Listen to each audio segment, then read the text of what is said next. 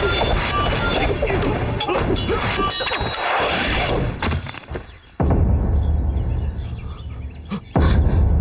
叔叔，爹，杨伯伯，爹，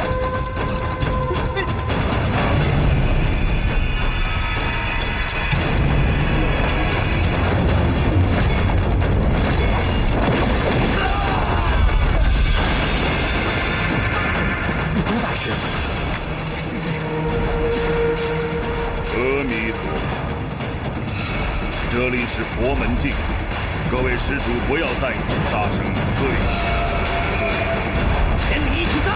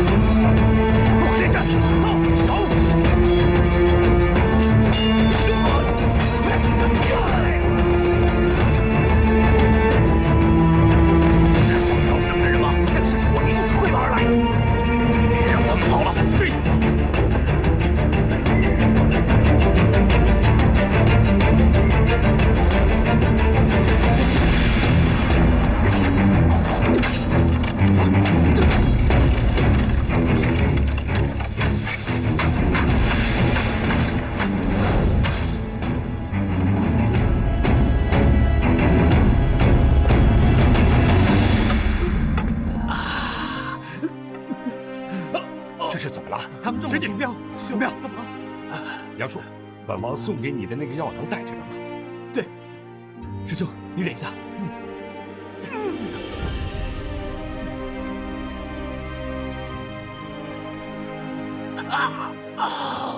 飞镖上配的是扶桑菌，若是不用内力把毒逼出来的话，恐怕他们支撑不了多久。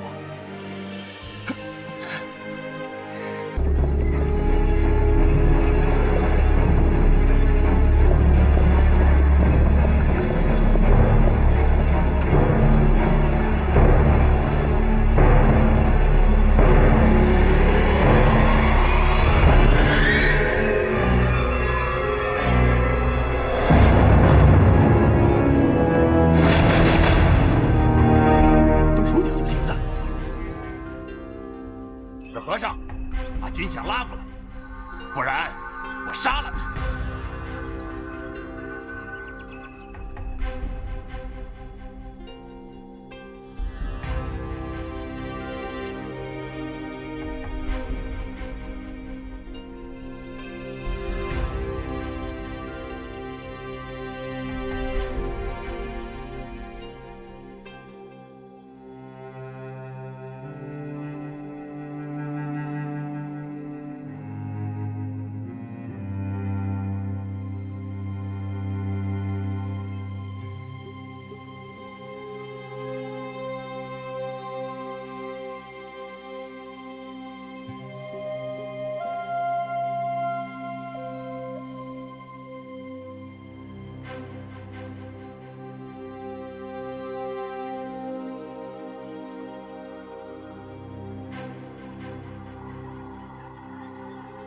放箭！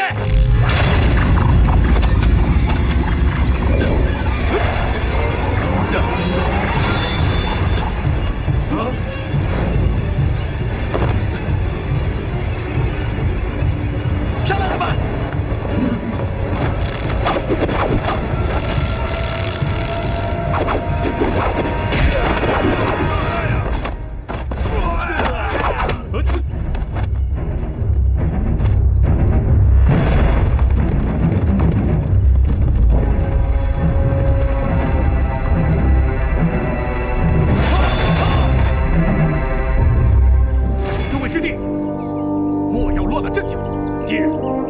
这帮乌合之众，还需合力一战。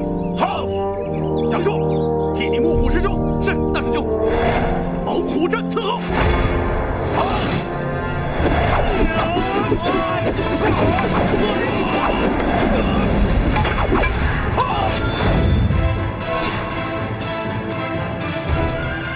乱云流水无痕故，金刚琵琶为此君。阿弥陀佛。上。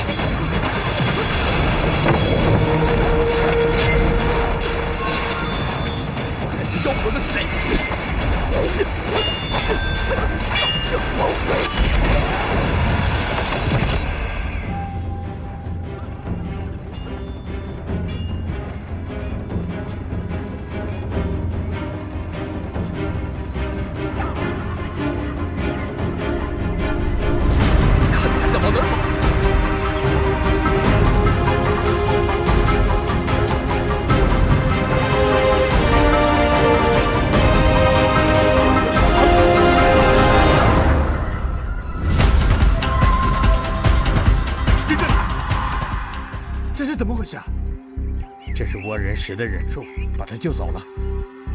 难道天香教跟倭寇也有勾结？8成是这样。算了，跑便跑了吧。亮太也兴不起什么风浪，我们赶紧离开这里。好，走。老臣走了，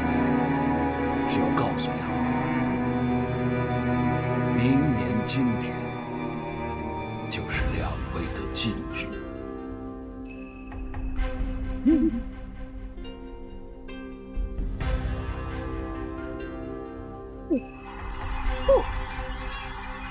不，李锦州，你疯了！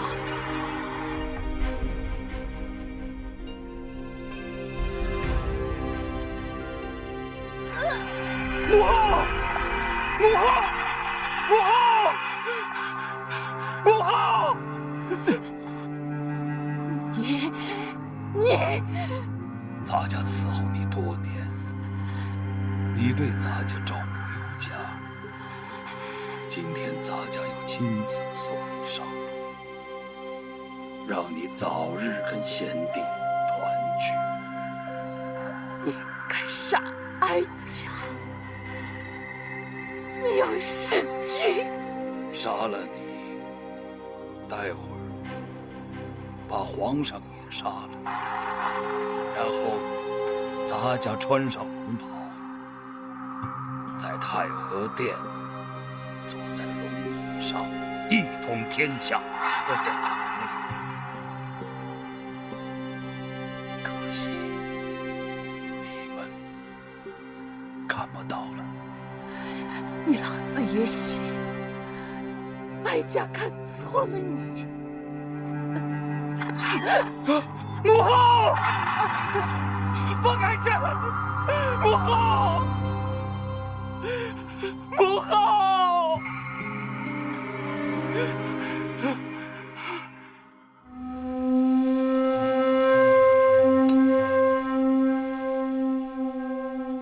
皇上，你误会太后，在你燕窝里下毒的不是太后，是咱家。是你？咱家不用这一招，怎么能够挑拨你们母子离心？怎么可以让太后她做贼心虚，锁上宫门，不让皇上你与外臣交接联络？李锦州，你好！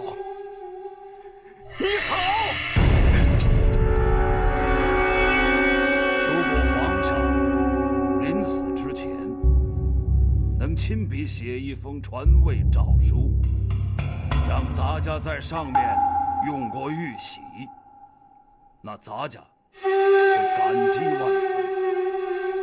那朕要是写了这封诏书，岂不是死得更快？你不写，也难逃一死。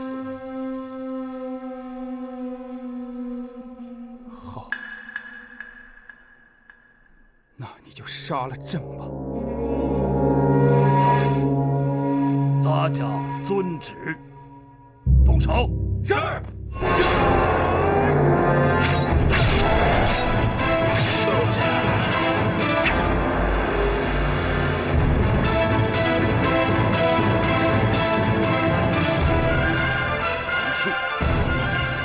陈秋，你们是怎么混进来的？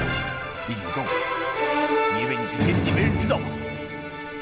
压一些，骂一些，皇上。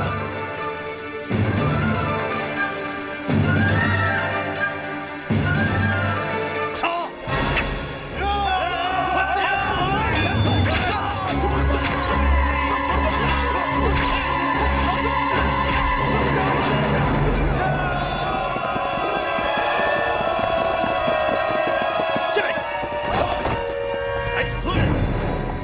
闯宫，意欲何为？我乃惠王世子朱宸君，奉皇上诏入宫擒皇。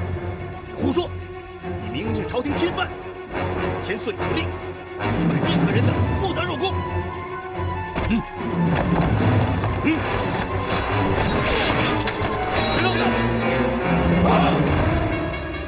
快，撞开宫门！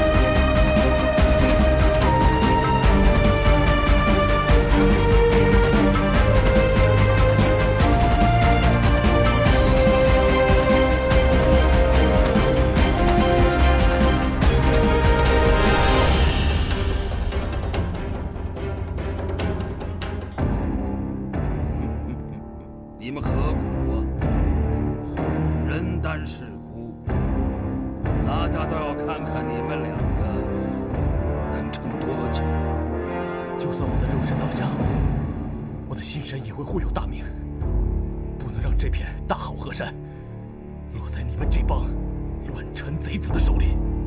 乱臣贼子，你们俩倒真是愚忠。好啊，就让你们跟皇上死在这里。等咱家做了皇帝，就封你们一个比较好听的谥号，在地下君贤臣忠吧。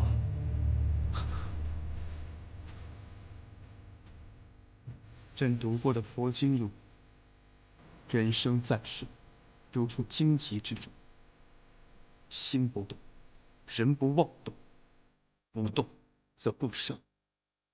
马爱卿、杨爱卿，生死有命，你们就不必为了朕再搭上门派的性命。皇上，我二人愿意牺牲这条性命，也是为了大明天下。天下百姓何不能臣服于这样狠毒昏庸的父子将相？说得好，杀！什么声音？不知道，去看看。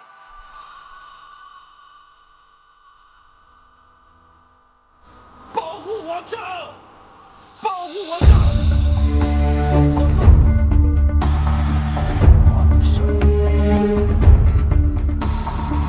崽子，窝里反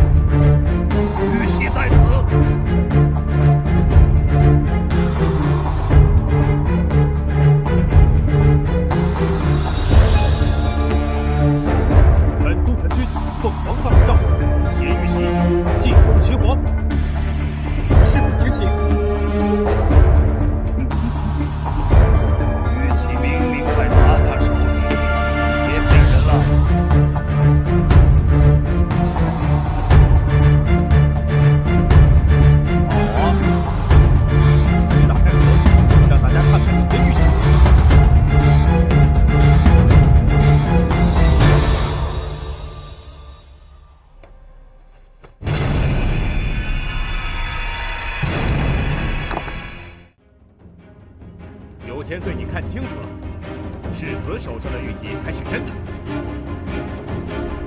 它值得我们大明的万里江山。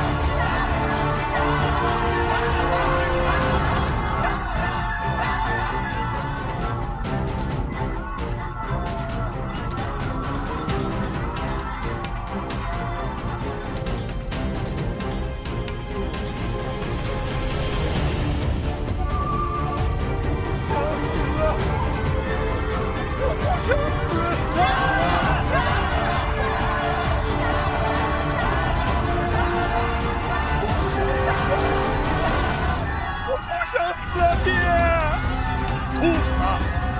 下辈子再来。我不想死啊，爹！人已到，提升。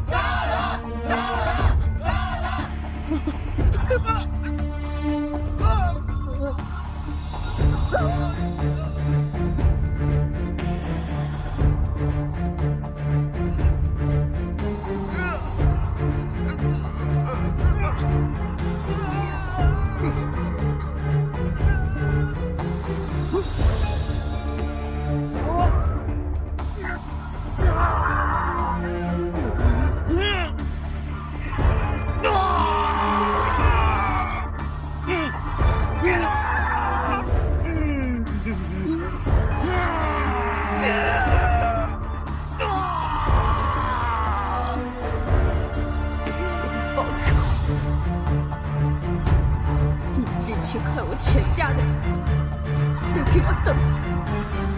要报仇！要报仇！我要报仇！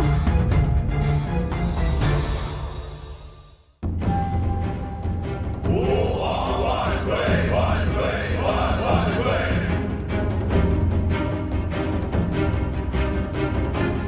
众爱卿平身。谢皇上。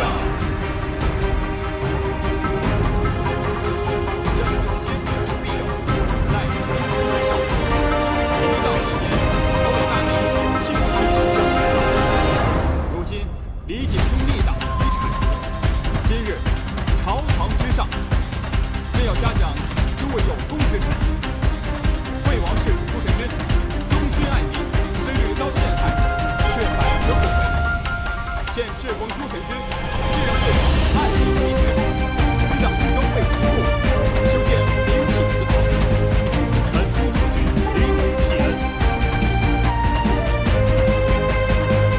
护朝神寺谋生华安寺，为抵抗严打，险遭暴风之祸，朕特拨白银1万两，赐予荣升华安寺重建庙宇。恭喜皇上！南华安幸福大师及华安寺英勇抗敌，护驾有功，朕赏赐白银5000两，前走文武寒蝉。到那些弟子，谢皇上赏赐。马千秋，臣在。朕擢升你为锦衣卫都指挥使。谢皇上。新科武状元杨树，朕擢你接任靖海将军一职，即刻赴任。蒙皇上垂青，杨树不胜感激。但是家父先逝，此刻重孝在身，不宜有夺情之举，恳请皇上另选贤良。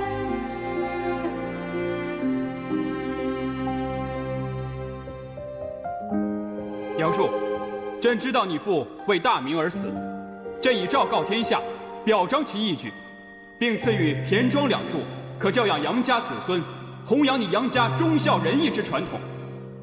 可是如今东南战事吃紧，正需要你这般良将统领大军，平定倭乱。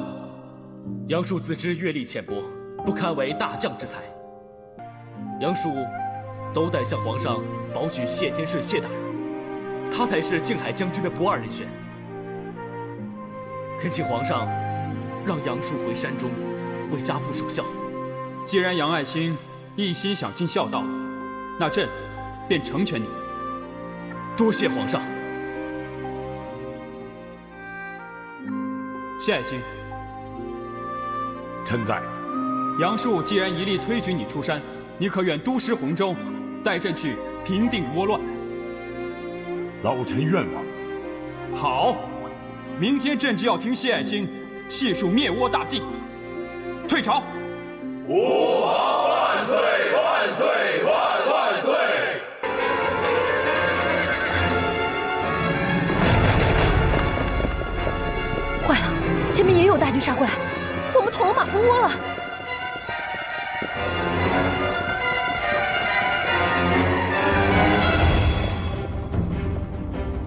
你们看，是谢家军啊！谢家军，太好了！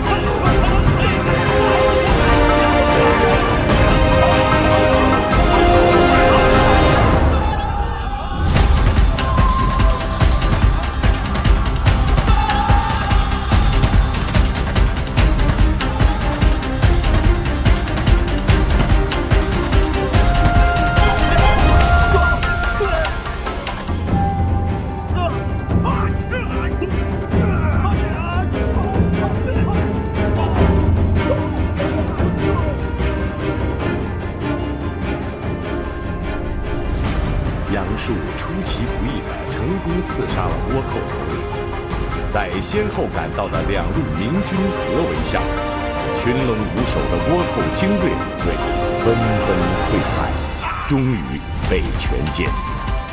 大明军队以最小的代价取得了抗倭以来的第1次大捷。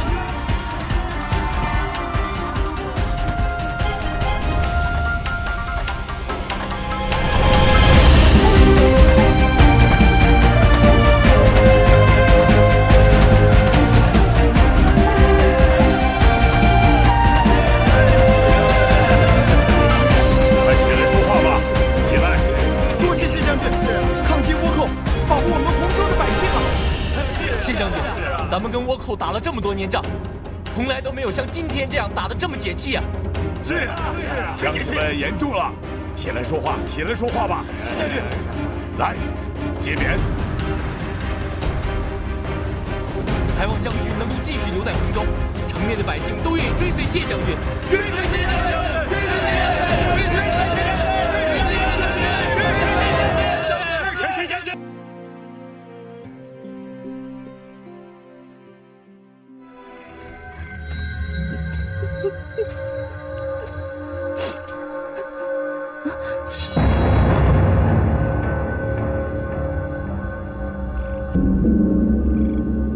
李小姐如此的悲伤，让人好生怜悯。杨叔这个王八蛋，他怎么就不明白你对他的一番百转千回、爱恨纠结的深情呢？啊，对了，你们之间有血海深仇，用不着你冷嘲热讽。信不信我一剑杀了你？我是你的恩人，你下不了手。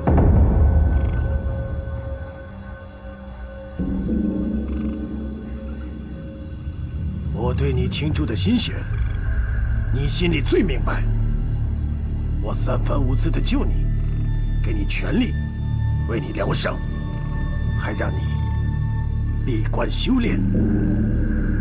可没想到，你还是这个样子。受人滴水之恩，本应涌泉相报。你太让我失望了。谈不上什么失望，我对你没有任何利用价值。不可能！我绝不相信。我会再给你一个机会，一定再给你一个机会。我要让你破茧而出，脱胎换骨。不必了，你可以走了。走？那你父亲的仇呢？难道你要看着杨树和谢天顺这帮人继续春风得意吗？随他去吧，我报不了仇。不，能报，一定能报。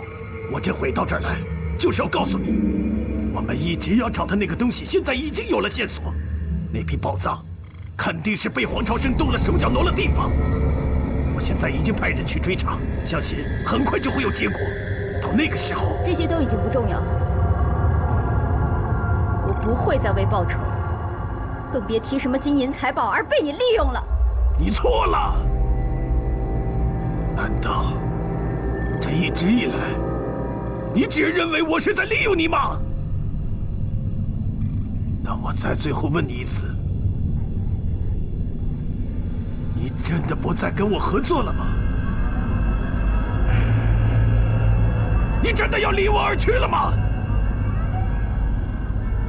难道你要让你父兄的在天之灵？闭嘴！滚！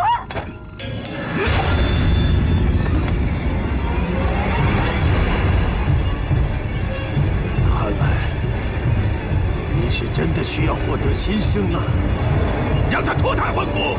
是。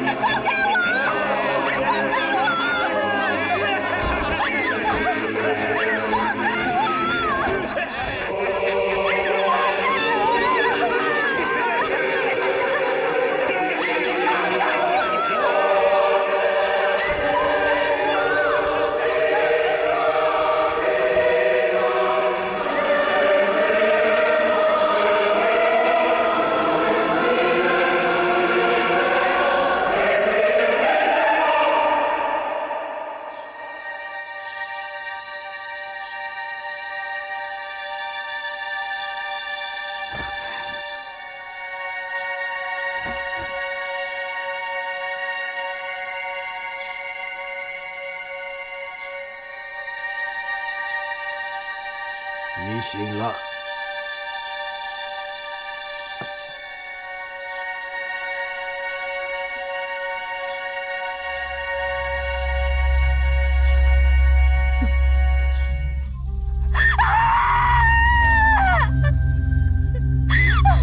我杀了你！放开我！你现在身体很虚弱，我劝你不要乱来。我刚刚给你服用了只有东瀛才有的圆月之毒，现在剧毒已经侵入了你的五脏六腑。一旦你有二心，我马上停止解药的供给，你就会全身溃烂，但不会马上死。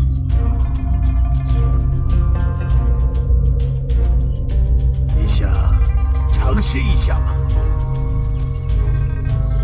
你现在已经没有什么退路可言了，只有苦练扶桑忍术，心无杂念，去杀死你该杀死的人。这就是你说的脱胎换骨。你记住，你现在已经不是从前的李映月了。我现在连人都算不上。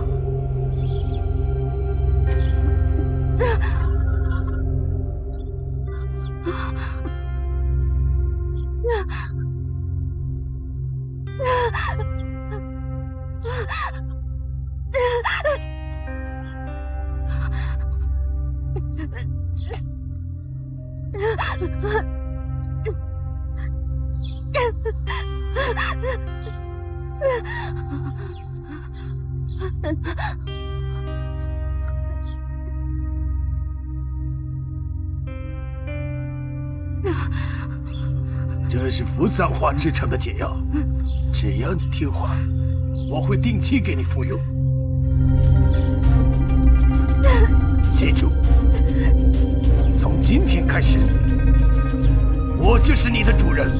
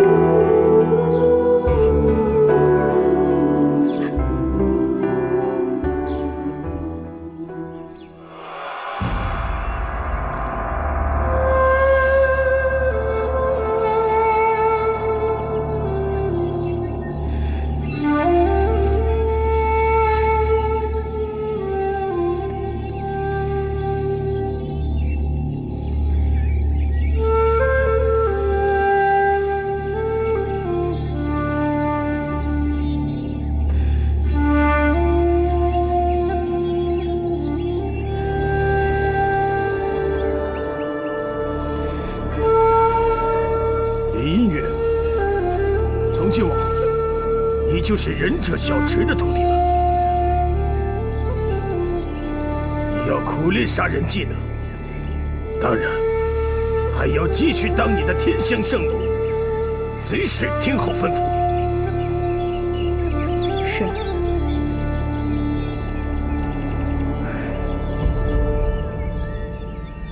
经受了竹野英雄连番的蛊惑与残害，此时的李映月已万念俱灰。他明白，自己只是一具行尸走肉，在毒药的控制下，李映月丧失了人性，泯灭了心中残存的善念和爱意。他被单纯的仇恨深深蒙蔽了双眼，从此身心彻底屈服于竹野英雄。嘿嘿嘿，婴儿啊，这次惠王提亲的事儿，我想听听你的态度。只要爹同意，女儿便嫁。哎呀，惠王这个人啊，城府太深，我对他都有点琢磨不透啊。他怎么会突然转变态度，向我提亲呢？也不知道为什么，我的心里边实在有点不安呐。爹，您就是舍不得我吗？哼哼，爹是个明白人，你喜欢的，爹就喜欢。不过这个事儿，爹还要考虑考虑。但是最终啊，还要看你的意思。爹，您放心，只要您不同意，谁也抢不走女儿。乖女儿。那没什么事儿。女儿先走了，去哪儿啊？不告诉你。哎。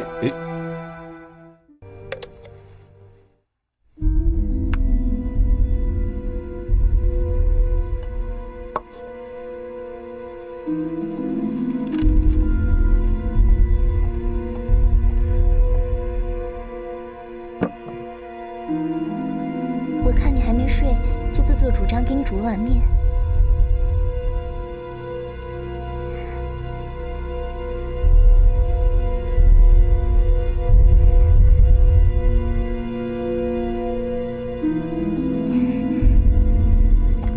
陆英，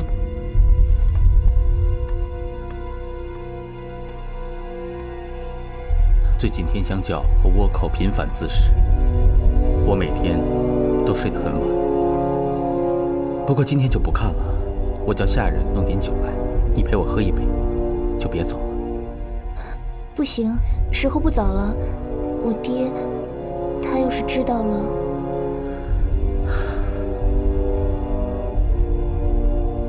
你爹知道了又能怎样？不能怎么样，就是名不正言不顺的，这样不太好。陆英，我是一心想娶你的，你还犹豫什么呢？陆英，做我的王妃吧。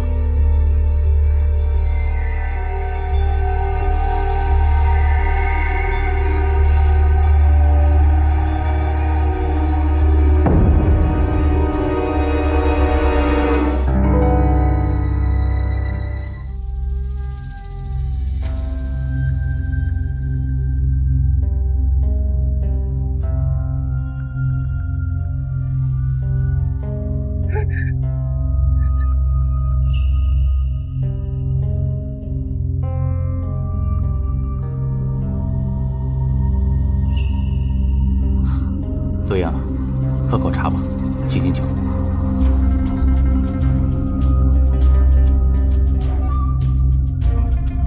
昨天晚上饮酒了吗？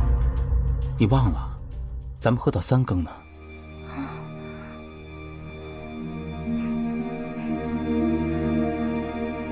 这屋里什么味道？是沉香的味道。沉香？昨天晚上我们俩……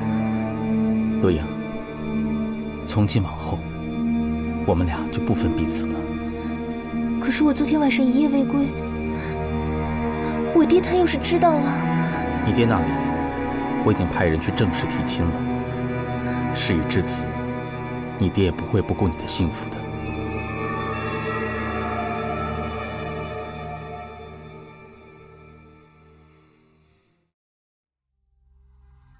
你们觉得怎么样？都说一说。天香教在东南一带势力盘根错节，此次务必以雷霆之力一网打尽。可是金波山山势险峻，大军进山作战难呐。但是，一旦攻下金波山，对整个洪州城来说就没有后顾之忧，也对整个东南的形势有莫大的好处。将军爱兵如子，看来是不同意大军冒险进山呢。倭寇还没有根除，大军刚经历了大战，需要休整。此时若整军强攻，加之地形又不熟，恐怕损失惨重。而且在这个时候，倭寇要是乘虚而入的话，将军，是不是？刚才惠王殿下派人去您府上了，这是他的手信，说是要亲手交给您。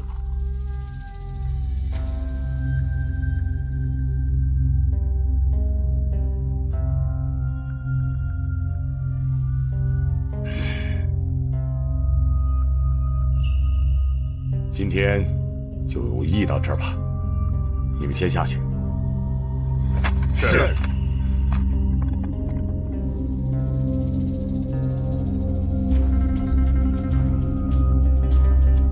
义父，有什么变故吗？荒唐！哼，太不像话了。义父，到底发生什么事了？婴儿昨天一夜未归，今天朱晨君的小子就给我送了这个。哎，他这是逼着我做他的老丈人。义父，您的意思是说，昨晚洛伊姑娘和大哥……老夫绝不会把女儿嫁给这种品行不端之人。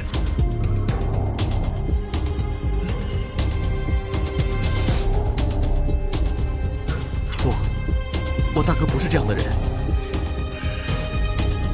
事已至此，义父何必棒打鸳鸯呢？义父，虽说我是您的义子，但您的家事我也不应该多问。不过洛英姑娘早已对惠王芳心暗许，一往情深。如今惠王亲自上门提亲，我想这件事情应该是洛英求之不得的。为了洛英姑娘的终身幸福，希望义父能够三思而后行。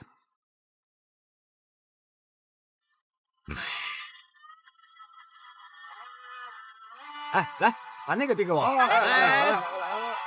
再上来一个，快！小心点，再来一个。哎，小心，小心点。哎，挡不住。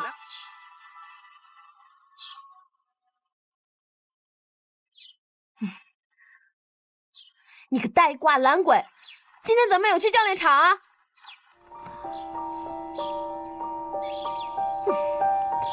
杨树，你个窝囊废，不就是心上人要成婚了吗？你至于吗？这么快？洪州城都传开了，惠王府的管家正四处张罗着办喜事呢，连算命的先生都请来看八字了。那又与你何干啊？与我自然没有关系，难道与你就有关系吗？为了一个姑娘嫁人，你就要这样消沉下去？上次你喝醉酒，差点丢了性命，难道还不够吗？我都说了，不关你的事。怎么不关我的事？你是堂堂武状元，7尺男儿，为了一个女人，连兵都不带了，这是不忠。你下山的时候，师父嘱咐过你，要英勇抗敌。可是你倒好，在这边睡大觉，这是不孝。你都不忠不孝了，还不准我教训你吗？强词夺理，东西，我再认真的告诉你一遍，我早就知道洛英姑娘心有所属，我对她的感情也只是兄妹之情，而且我也不会因为感情的事影响了抗倭大计。我已经跟师父说过了，等到东南平定之后，我就会去京城请辞。然后就会随他老人家青灯古佛，削发为僧。你要出家？可不行！你要是出家了，那我怎么办？我出家了，关你什么事？我知道你喜欢的人是谢姑娘，可我也知道，我喜欢的人是你，杨树。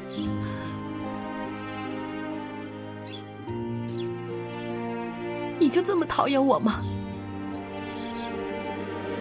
不，我不讨厌你。你是个好姑娘，我喜欢你，但是应该不是那种喜欢。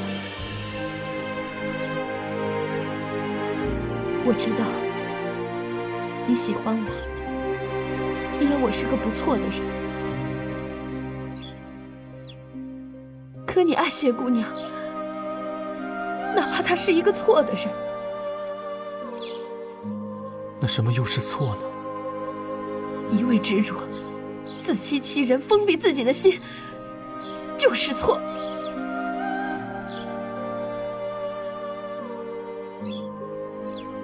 呆瓜，你还记得我们是怎么认识的吗？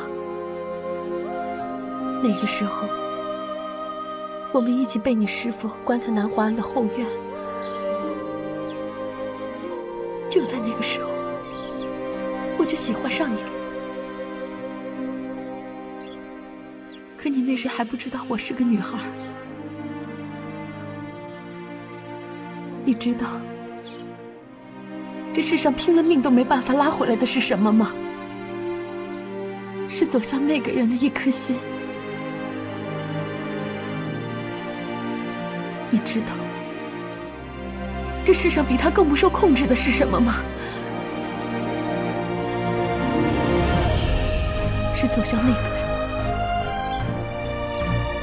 却没有办法再回来的心。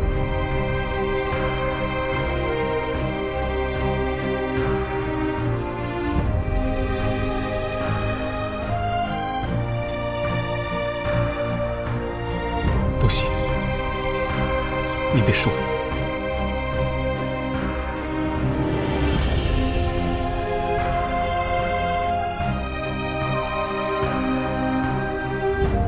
我不说了。今天我有勇气说出这些话，都是马大哥鼓励我的。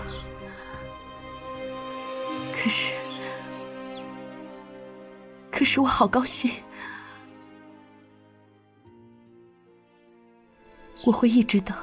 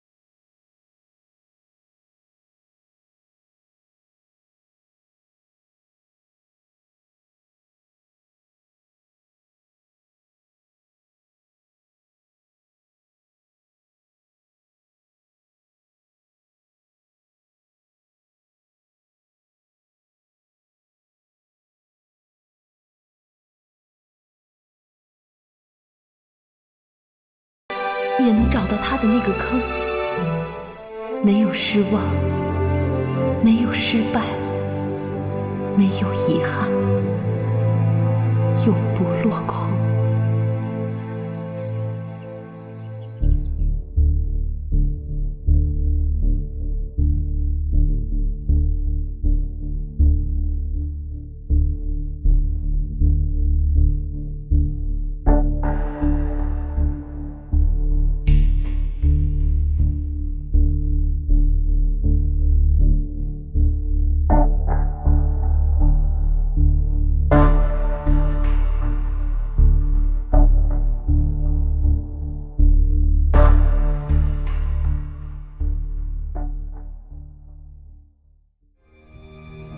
池说得对，你就是天生适合练忍术的体质，用不了1年，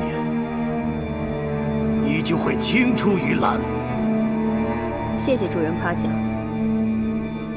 但我恨自己进境太慢，不能马上手刃仇敌。不用着急，谢天顺和杨树他们，我们都会一一除掉。我现在有个最新的打算，要想尽办法让谢天顺和皇帝离心离德。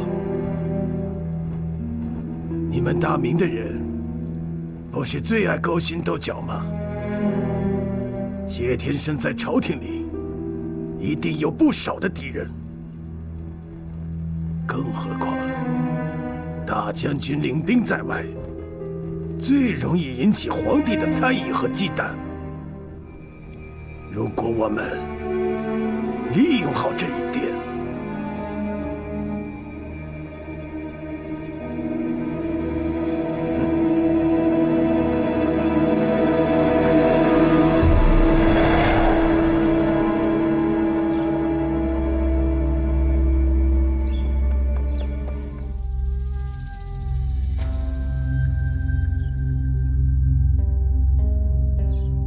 谢天顺和惠王朱宸君要联姻，这不是风马牛不相及吗？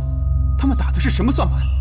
皇上，惠王朱宸君近来民望日浮，而谢天顺坐镇东南，用精兵数万，号称谢家军。皇上，这岂不是把朝廷军队当成了他谢家的家兵家将了吗？他二人如果结成翁婿之好，相安无事倒也罢了。可一旦有不臣之心，皇上，这个朱宸君也就罢了。可谢天顺身为2朝元老，对朝廷一直忠心耿耿。就算是朱宸君有异心，可谢天顺也不至于同流合污啊！皇上有所不知，东南一带天香教势力是日渐做大，近来频频起事啊！奴才已经多次听说，天香教主和谢天顺有着莫大的关系。皇上，请看这个。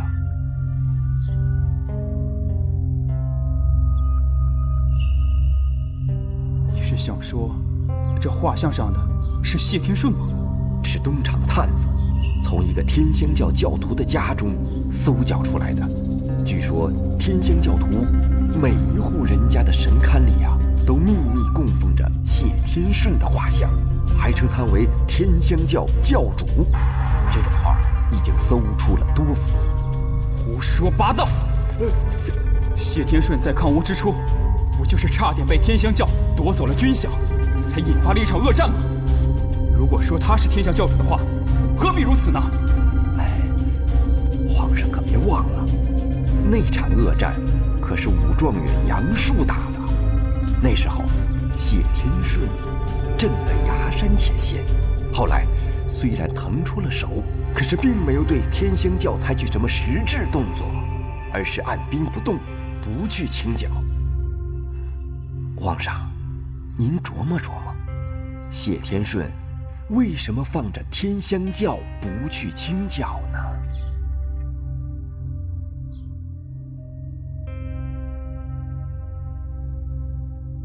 你是想说，谢天顺想养寇自重？奴才不敢，奴才只是想提醒皇上，防人之心不可无啊。那你有什么办法呢？奴才以为皇上不如顺水推舟，下诏敦促谢天顺半月之内扫荡天香教老巢，以绝后患。现在倭寇暂且退去，大军正好出战呢。如果谢天顺奉旨出兵，说明一切那都是谣言。可如果谢天顺稍有搪塞推脱，皇上，这幅画像乃是实证啊！好，马上拟旨，你亲赴洪州大营。假如谢天顺有二心的话，立刻拿下。遵旨。奉天承运，皇帝诏曰：靖海将军谢天顺，抗倭有功，当予嘉奖。然倭寇虽除，天香犹在。天香邪教聚众滋事，蛊惑良民，实为我大明之患。着谢天顺，即日起半月内，携荡平倭寇之余威，剿灭天香妖孽，以解朕忧，故我大明江山钦此。谢将军，还愣着干什么？接旨吧。公公，这道圣旨，末将不敢贸然接下呀。这天香教盘踞东南100余载，绝非是一朝一夕就能铲平。何况我军屡经大战，正在整饬休息、养精蓄锐之时，还有倭寇之残余仍虎视眈眈，我军正在演练海战。若此时于深山大川之中妄动刀兵，只怕对我军不利啊！谢大将军，你的顾虑自有你的道理，可别忘了，这是皇上亲自下旨意。你别以为你的大军号称谢家军，就可以有恃无恐。别忘了，你谢家军照样吃的是大明的粮饷，花的是朝廷的俸禄。养兵千日，用兵一时。现在皇上让大军剿灭天香教，你竟敢违抗圣意？你是胆小怕事呢，还是另有所图？末将自立洪州以来，一向是鞠躬尽瘁，身先士卒，何来胆小一说？末将只是体恤将士的劳苦，请皇上明察。来啊！奉皇上口谕，把叛将谢天顺给我拿下。是。别动！别动！你们这是在干什么？皇上已经拿到了实证，谢天顺勾结乱党，有不臣之心。胡说八道！谢将军一向忠肝义胆，怎么会是叛徒呢？哼！什么实证不实证，空口白牙就将镇守一方的大将拿下，简直是儿戏！定是皇上听了你们这些宦官的谗言，要害我们家将军，不能让他们把谢将军带走。谢天顺，你是想纵容部下哗变吗？啊！诸位兄弟，切莫冲动，请听我一言。谢某虽然蒙冤，但是对皇上的忠心依然不变。我和诸位一样，都是识君之路，忠君之士。皇上命谢某领兵抗倭，也是对谢某信赖有加。今日之事必有隐情，还请诸君稍安勿躁。谢某我行得正走的直，不怕什么邪门歪道，皇上也不会受什么奸人的蛊惑。我且随万公路前去，详加调查，洗清我莫名之冤屈。营中之事，再由杨叔代为掌管。诸位，切莫鲁莽行事，切莫鲁莽行事啊！办他！万姑姑，走吧。对，我们请谢将军回去，就是为了详加查证啊。我也认为，谢将军是清白的啊。诸位，千万不要激动啊，千万不要激动啊。展开。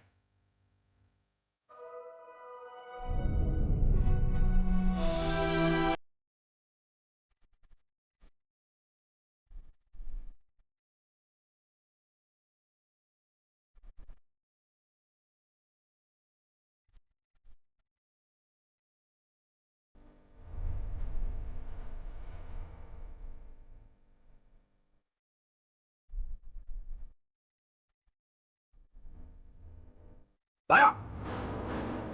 给我押到大牢里去！是。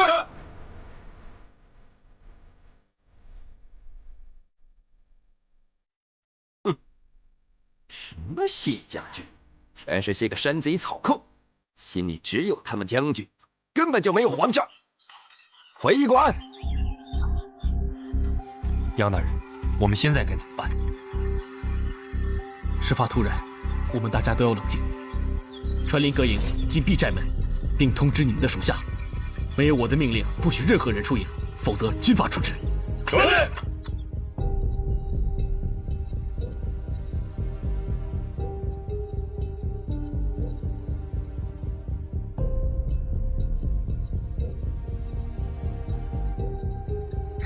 杨大哥，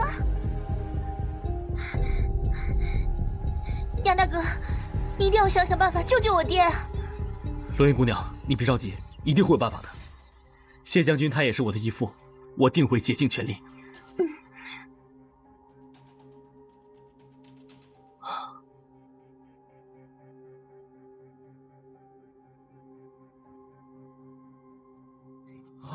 二哥，白天的事我已经知道了，我也是刚到洪州。二哥，你来的正好，赶快让锦衣卫救救谢将军吧。我已经辞官了，而且这次来就不早了。谢将军被那个太监万胜带走了。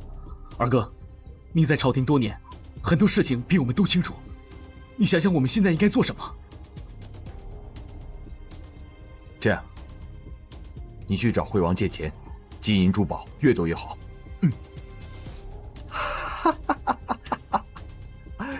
哎呀，二位可真是不，谢家可真是大手笔呀！啊！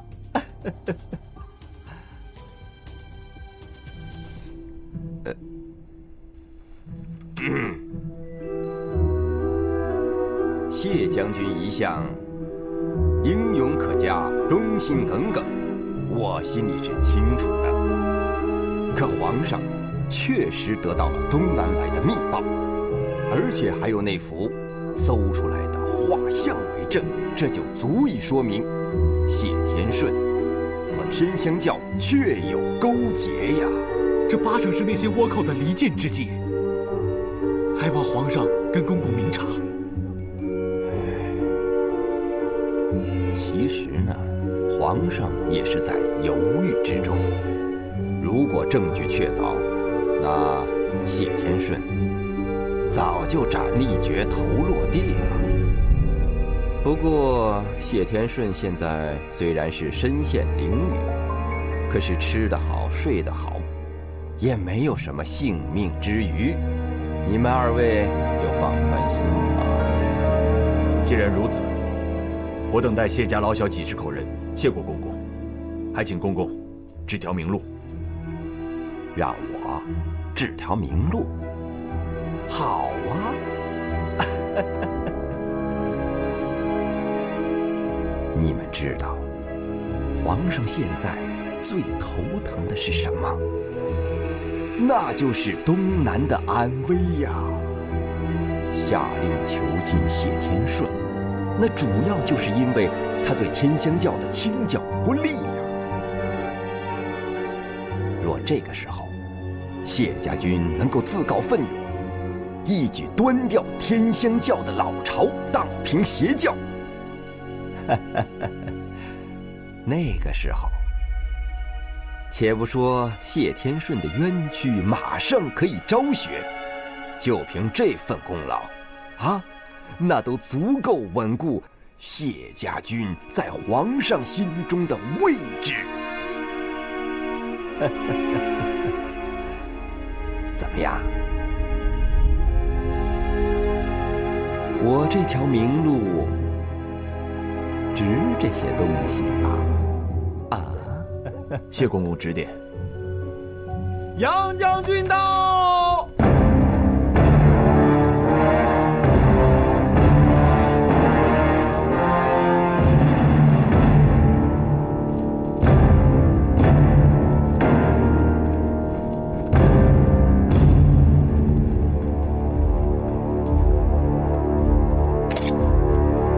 众将官听令，等今夜练习天香教。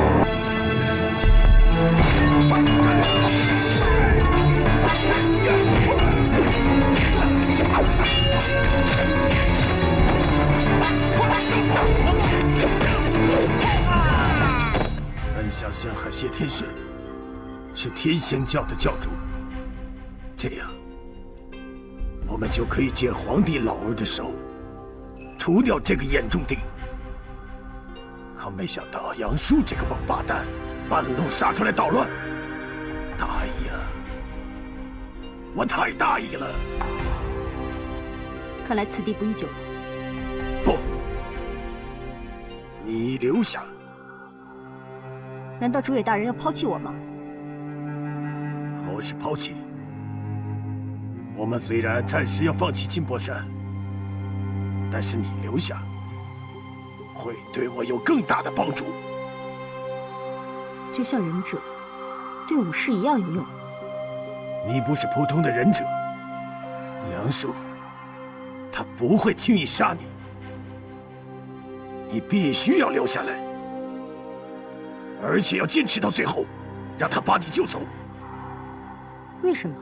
接下来就需要你演戏了。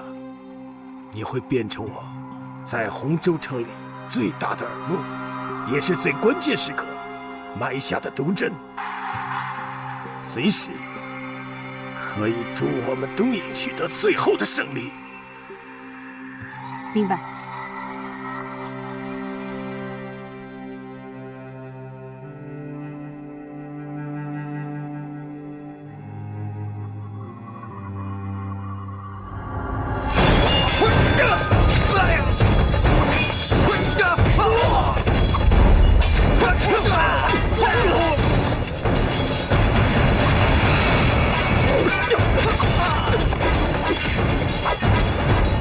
报给杨大人，天香教众已经被打散了。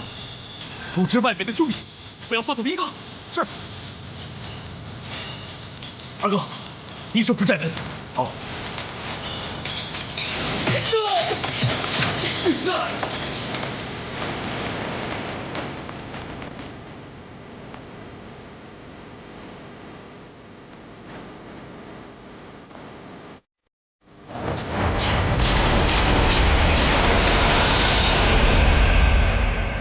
让谁杀了这个妖女！快！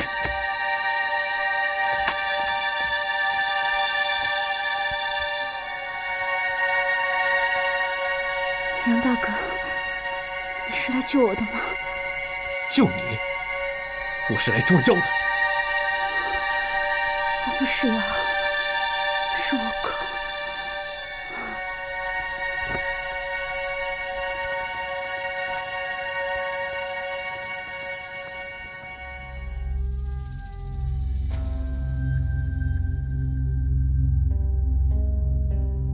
今日一战，全赖各位将士戮力向前，才得以最小的损失攻下金波山。哪里，还是靠杨大人和诸位华安武僧打先锋，我们不过是在后面帮着收拾局面而已啊！大家都是为了救谢将军。王三将，你在外围守望，战况如何？说来惭愧，围山的人马都已尽力，但是还是有一队兄弟全军覆没。怎么会这个样子啊？天香教的武器算不上精良，但是那一对兄弟身上的伤口全是金刚利器所致，很像是倭寇的忍刀。天香教徒中肯定有倭寇的忍者。关于倭寇控制天香教，我跟谢将军之前已猜到一二。不用猜测了，倭寇正是控制了天香教的所谓圣母，这才收服了天香教众，为他们所用。哼，妖婆子，还敢在这大放厥词！诸位冷静，听他说完再做定论也不迟。哼！哎，他怎么在这儿？他说有话要对大家说，所以我就让他进来了。我在京城痛失父兄，本想落发为尼，了此一生。不料途中遇到倭寇掠劫，一路挟持到了东南。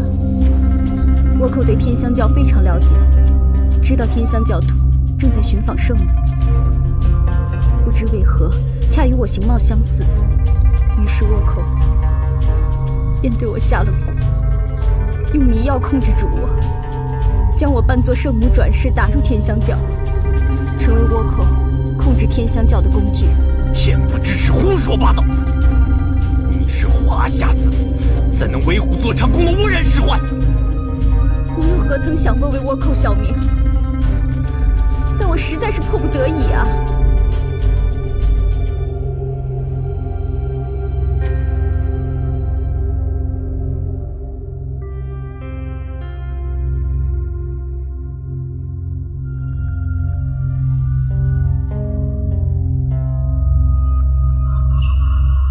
小女子这么长时间以来所受的折磨，只是一小部分。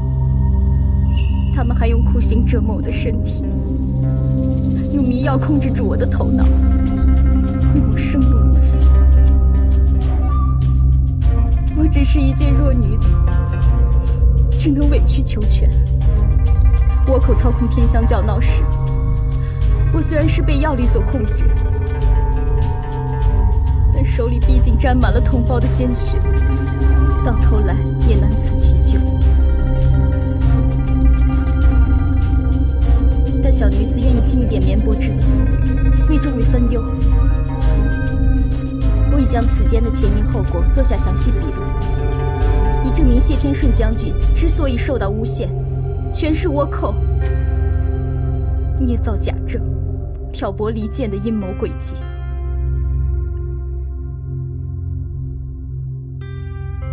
小女子此生颠沛，命运多舛，落入敌寇之手，害人害己。如今烟消云散，也没什么好挂念的，实在不敢再苟活一世。快传军医，让将军受委屈了。没什么委屈的，老夫自知没做什么亏心事，这不白之冤呐，总会洗脱的。嘿嘿，这儿也没什么不好啊，吃的不比军营里差。谢将军吉星高照，手下猛将如云呐，所以才能在一夜之间荡平天香教。皇上那是高兴得不得了啊！连声说，还是谢家军靠得住，谢家军靠得住啊！啊！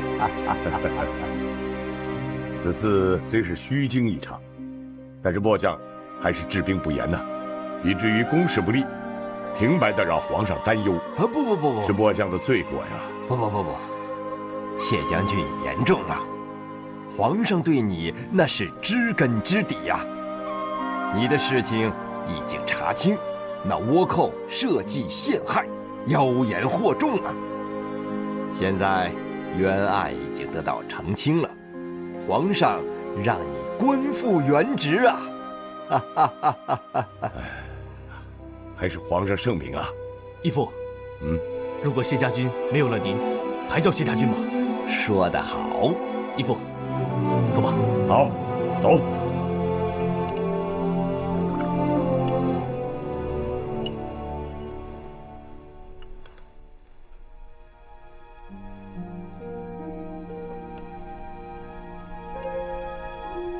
杨大哥，你真是个好人。别说没用的，赶快吃药吧，吃完了我还要去练兵呢。我手上欠了你们华安寺一条人命，你们就不记恨我吗？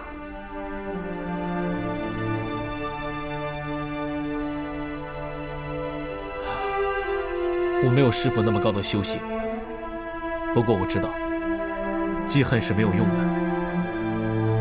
再说，你也是被那些倭寇用药物控制，要恨，也应该是恨那些倭寇太不阴险。哟！这华安俗家弟子也会金屋藏娇啊！没想到你们这华安的门风还真是江河日下。别胡说八道！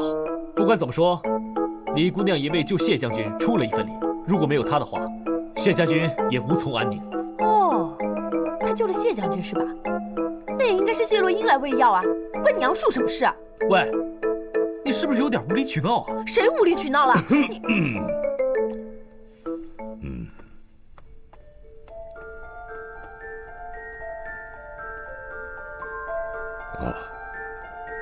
这就是被倭寇控制、身不由己的李云月姑娘。正是。谢将军，小女子罪过，对不起谢家军。哎，既然你是被倭寇胁迫，那就不能怪你。我听说了，你在倭寇那儿也受了不少的凌辱和折磨。看来你当时也是坚贞不屈呀。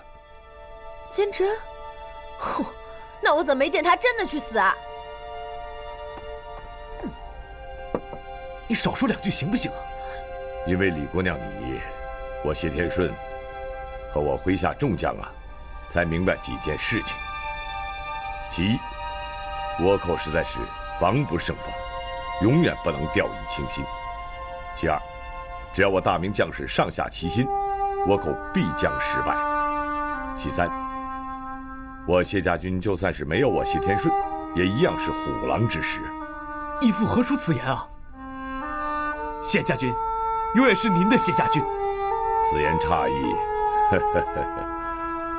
我在牢里的时候，你杨树不就指挥了一场漂亮的攻坚夜袭吗？这些日子啊，我一直在担心，假如有一天我自己有个三长两短的话，我苦心经营的这个抗倭局面将会付诸东流。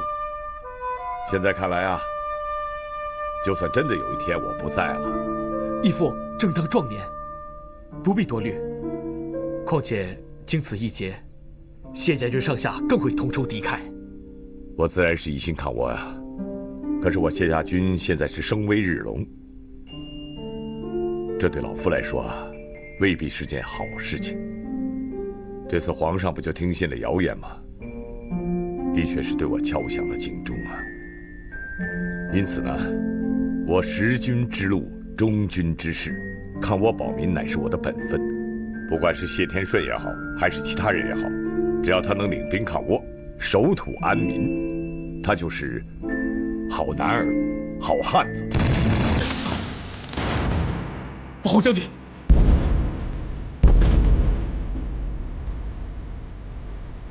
你们几个去那边，你们三个去那边，快！出什么事了？方才有几个倭寇冒充两队混入营中，现在又放着奇怪的烟火，不知道在玩什么鬼马戏。告诉大家小心烟雾有毒。明白。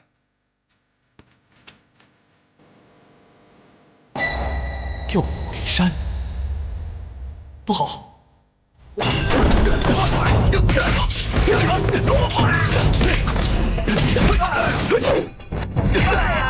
怎么回事？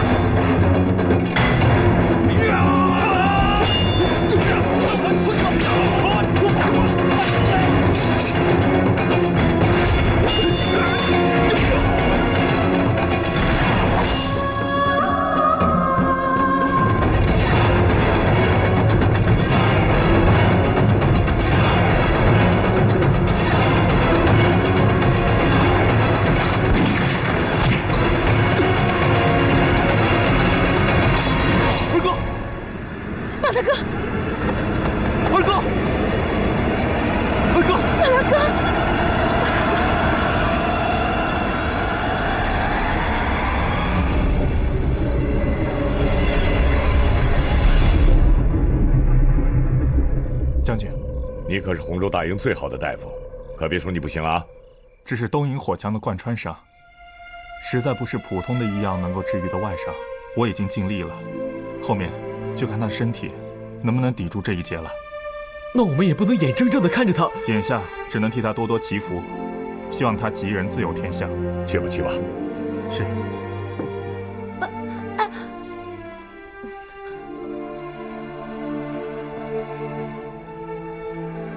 马大哥，马大哥，你可别吓唬我！我还没死呢。你一定会好起来的。哎，大师，您怎么来了？没来迟就好，没来迟就好啊！你是？这位是北华庵的不多大师。阿弥陀佛。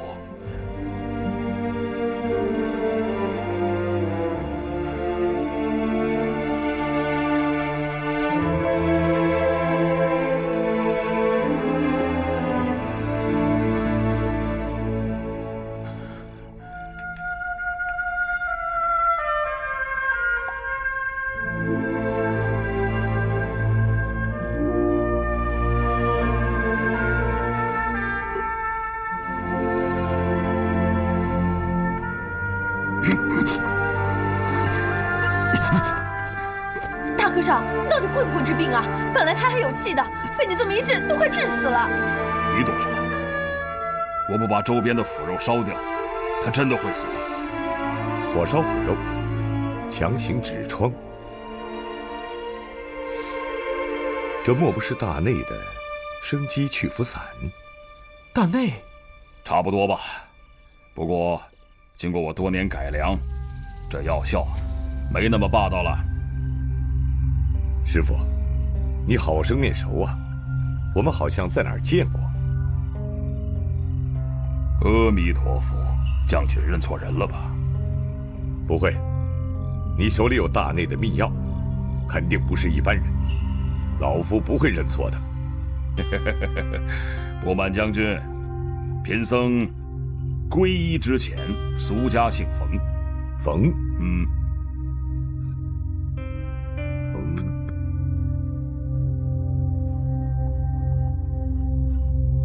大内侍卫冯廷威，你是冯廷威？真的是你？阿弥陀佛，将军好记性啊！哎呀，想不到当年一别，今日能再次相见呢。哎呀，冯廷威啊，那时你为了躲避宫闱祸乱，云游隐居去了。当时啊，弄得大内六扇门一下没了主心骨啊。那只怪六扇门不争气。可怪不得冯某啊！啊，老夫总算明白了，马千秋是你的亲生儿子，你今天来自然是要父子相认了。哎，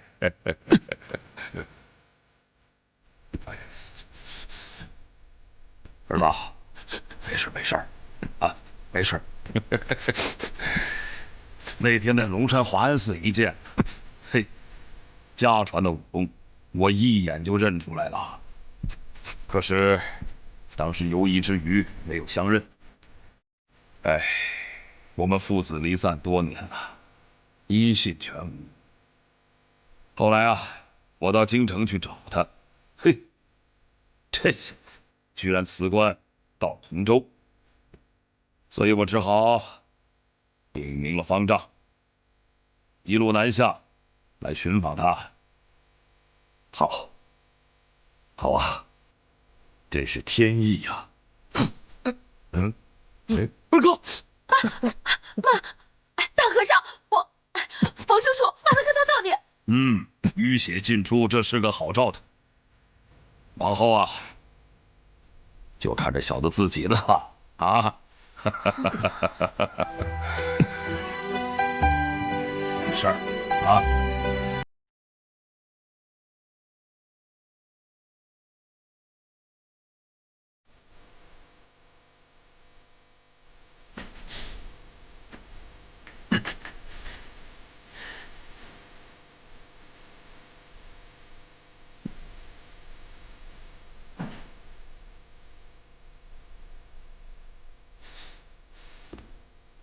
董姑娘，董姑娘，给我倒碗水喝。把他给醒了，大师，大师，把他给他醒了。来，慢点。哎呀，不多大师，哎呀，你呀，来，希儿，伤势怎么样啊？废话，有我在，我儿子能怎么样？嘿，我还没问你呢。哎，这可是你的不对了啊！怎么有个儿子不告诉我一声？切，好像我刚有个儿子似的，这不还没来得及跟你说呢吗？哎，你看，我闺女和你儿子是不是很般配啊？要不，咱们来个儿女亲家怎么样？哎，就你不正经啊！啥时候了还想着嫁闺女？你看你什么正经不正经的啊？这婚丧嫁娶的有什么不正经的？再说了，你儿子因为护着我闺女受了伤，大难不死；我闺女呢也大难不死，还天天照顾你儿子，这不正好凑一对吗？啊！哎，要是咱们两个和尚成了亲家，这传出去还不得成天下第一奇闻呐？你管他奇不奇的，咱们自个儿高兴就行了啊！你就这脾气，也不说问问两个孩子？哎，这小子有什么好问的？那是咱的娃啊！咱当爹的就有责任给他们定亲。我不要，爹，胡说什么呢？你还是不是我闺女啊？啊，我说要就要。你马大哥为了救你啊，差点连命都搭进去，那就对你一个好啊！这个事儿啊，我替你定了啊！你不是和尚吗？哪来的女儿啊？你不是四大皆空吗？真是的！哎，你个死丫头！嗯，你夫婿不要就算了，连爹也不要了？不要，不要，不要！通悟大师，你误会了。我对董姑娘确实有情，而且我也很喜欢董姑娘的性格，但这不是男女之情。况且董姑娘早已心有所属，我可以用我的生命去保护她，但是我万万不可答应这门亲事，因为我们只能以兄妹相称。马大哥，其实是我配不上你。傻瓜，我不是都说了吗？咱俩形同兄妹。哎，你忘了，上次咱们两个还差点结拜呢。通悟大师，今天我当着万千神佛的面对天发誓，我马千秋今生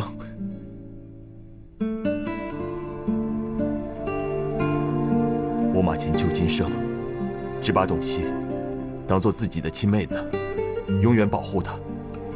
马大哥，我也发誓，这一辈子我都把你当成我的亲哥哥。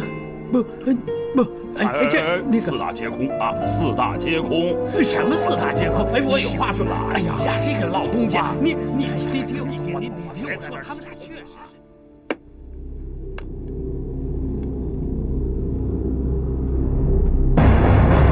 这个时候还有心情对镜梳妆？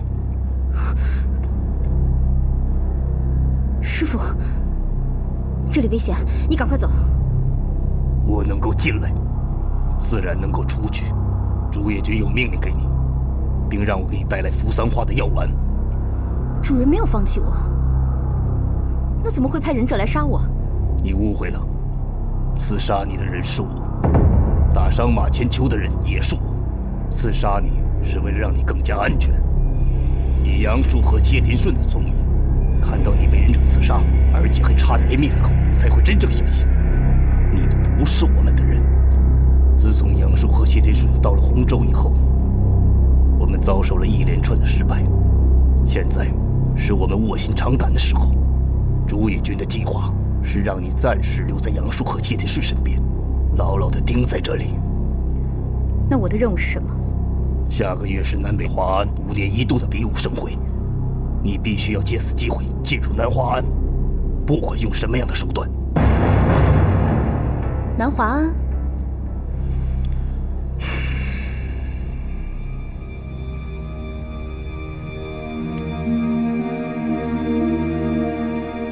这里是你用得到的东西，地图里标注的目标是南华庵寺后山的地宫。据竹叶军的情报显示，那里就是那批宝藏的真正所在。这么说，黄超生想独吞宝藏，所以暗中转移到了南华庵。是，谁也没有想到黄超生早已暗中派人挖通了地道，把那批宝藏转移到南华庵的地宫。那里是极秘密的地方，轻易没有人可以进入。这次比武盛会，是你进入的唯一机会，也是最后的机会。只要我们得到那批宝藏，就能获得丰厚的资金，补充兵力，东山再起。好，我会完成任务的。记住，我们今后的策略和行动会和以往完全不同。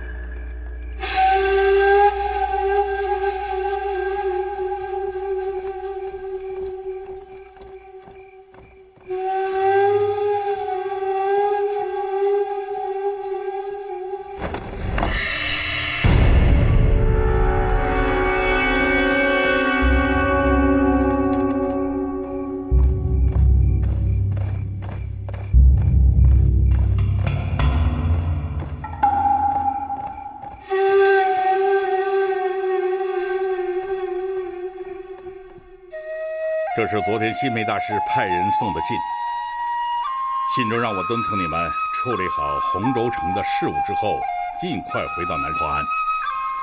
所以我连夜下山，亲自来见你们。师伯催得这么急，难道是我华庵遭遇什么不测了？阿弥陀佛，佛法无边，这次没有什么不测，反而是好事。南北华庵5年1度的比武大会即将召开了，这次轮到我们南华庵主持盛典。师父是南华庵的主持方丈，自然是要亲自主持了。师父这次连夜下山，已经说明这件事非常重要。我正要到谢将军那儿去告假。前些日子，洪州城军情危急，陆路一度不通，送信的弟子为此也耽误了一些时日。不过眼下洪州危机已出，有谢将军在，倭寇恐怕一时也难以卷土重来。为师估算路程，明早动身，应该能赶上盛会。从信中看，新梅师伯好像有点担心的意思。出家人当4大皆空，无我相，无人相。然而自打当日我决定派6虎出山协助抗倭，新梅就预言此次比武大会，恐怕我南华庵要交出舍利金匣了。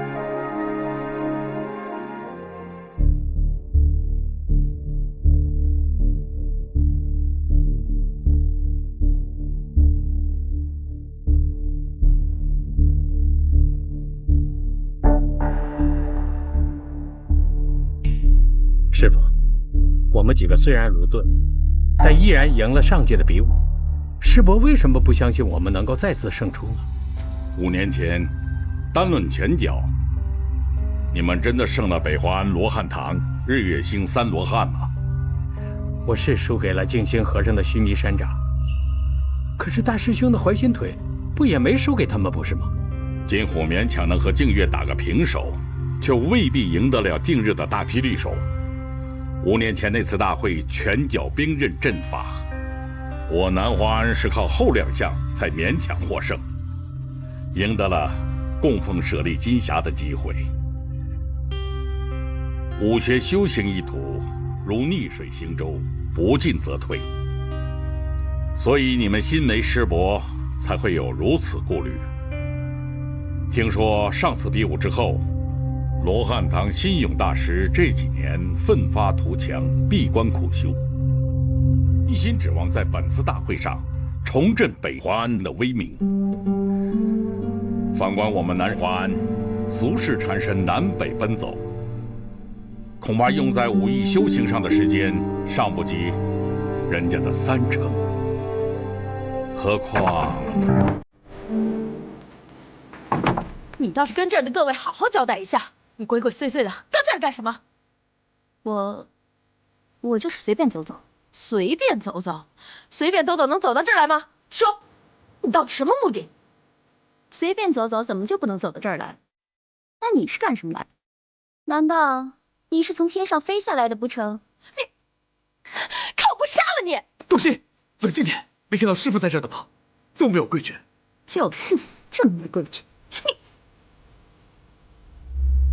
大师，小女子有礼了。这几日养伤，在屋里闷得慌，晚上睡不着，便出来溜达溜达。方才听大师讲故事讲得精彩，便忍不住停下来听了几句。可惜被人误会了，唐突了几位师傅。小女子在此赔礼了。倪施主，多礼了。大师，你要是不介意的话，不妨接着讲下去。刚才讲到哪儿了？啊，对了，您说到南华五虎忙于战事，却荒疏于武学修炼，更何况什么来着？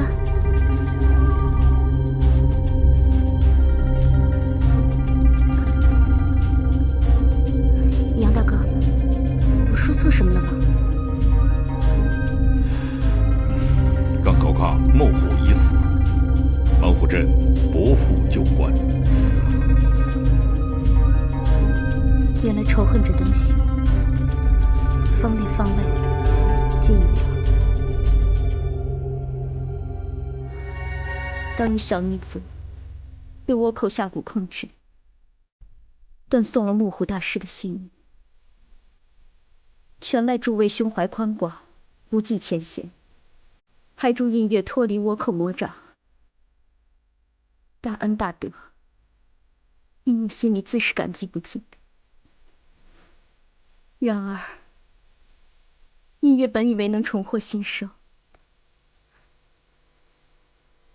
可到头来，诸位对我终究是放不下敌我之防，解不开那萦绕心头的刻骨仇恨。也罢，小女子无言立足，愧对诸位，告辞了。大师，这个女人好生厉害，明明是她犯的错，现在说起来，倒好像是我们不近人情了。这你就不懂了，心里执着于仇恨，那怎么能判断是非对错呢？是吧，师傅？什么是不是啊？反正你这是在帮外人说话了你。我哪帮外人说话？就是在帮外人说话。好啦，阿弥陀佛。